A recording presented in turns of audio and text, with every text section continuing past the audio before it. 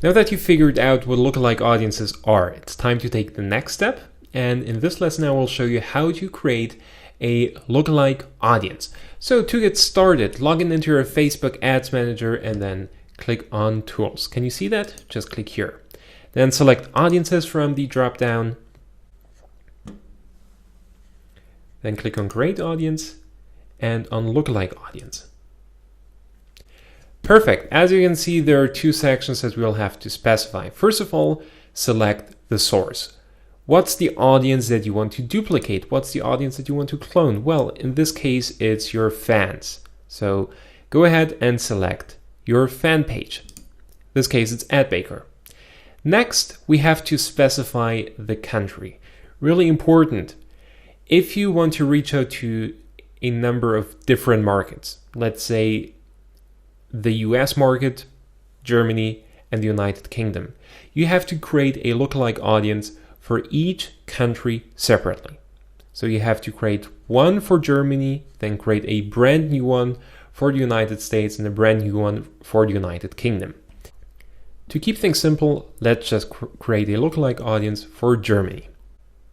Then we will have to determine the audience size of our lookalike audience.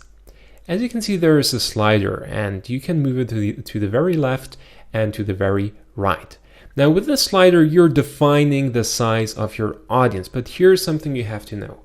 If you move the slider to the very left, you're getting very precise results. You're getting a very similar audience.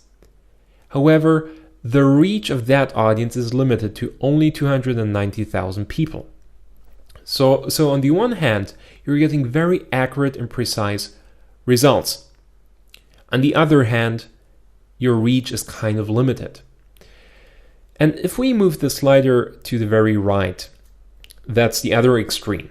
We are getting a much bigger reach, 2.9 million people, right? However, the results that we are getting here are less precise. So the audience on the very left side is more similar than the audience on the right side, okay? So the more people you reach, the less precise your audience gets. So that's the basic principle of defining the audience. Now, what should you do? Here's what I recommend. If you're starting out, if it's a first lookalike audience that you create, move the slider to the very left. Okay, create a very narrow but very precise audience.